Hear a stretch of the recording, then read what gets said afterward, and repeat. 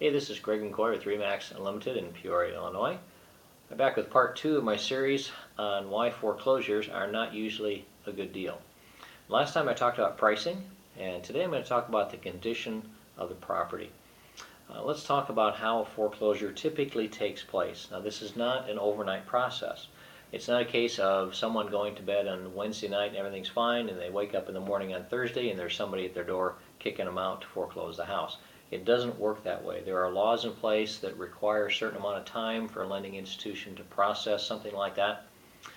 And so it's not uncommon for someone to be in a house for at least 4, 5, maybe 6 months after the period of time when they decide and where they know they're going to lose the house. And during that time, of course, they're going to spend very little on that house to actually maintain it. So they're not really going to probably be fixing roof leaks, furnace problems, and so forth, other than the minimum that they need to stay in the house.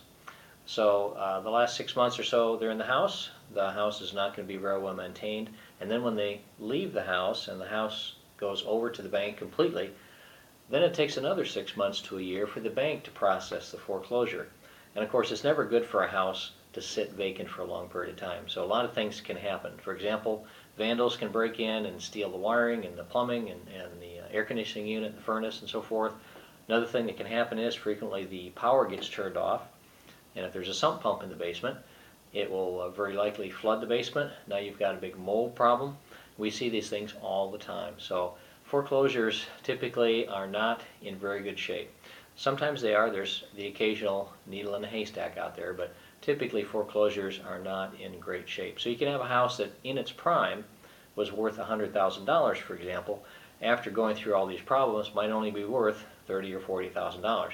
So you buy it for $30,000 or $40,000, you think you're getting a great deal because the house used to be worth $100,000, but in reality, under its current condition, it's really only worth $30,000 or $40,000. So now, I'm not telling you not to buy a foreclosure. I'm just saying don't limit yourself to foreclosures only. What you need to do is set up your search criteria in terms of price range, area, features of the house, and look at all the houses, foreclosures and non-foreclosures, that meet those criteria, and then pick the best value. And frequently you'll find that the best value is not a foreclosure, but rather is a private listing with a private owner. So that's the summary of what I have to say today.